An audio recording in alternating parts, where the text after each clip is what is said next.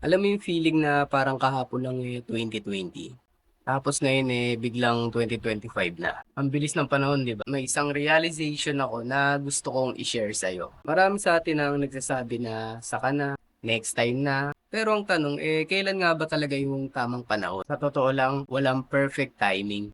Walang perfect na pagkakataon at halos lahat tayo nag-aantay ng right moment para magsimula. Pero madalas sa kakaantay natin, hindi natin namamalayan na nagbabago yung sitwasyon. Or kung hindi naman nagbago tayo mismo. Kaya ngayong 2025, yan natin ang challenge, yung taon natin na to. Na kung may gusto kang gawin, gawin mo na. Kung meron kang gustong simulan, simulan na. Kung meron kang gustong sabihin sa isang tao, sabihin mo na. Kasi baka bukas, wala na yung oportunidad na yun. Alam naman natin hindi madali.